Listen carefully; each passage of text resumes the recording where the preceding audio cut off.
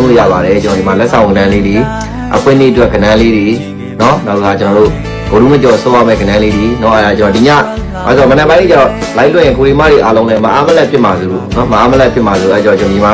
live လေးတွေမှာအားလုံးပဲကျွန်တော်တင်ပေးစရာလေးတွေကိုရီမတွေအားလုံးပေးချင်တာလေးတွေအားလုံးပဲရွေးချယ်ပြီးတော့တင်ပေးချင်လို့ပါနော်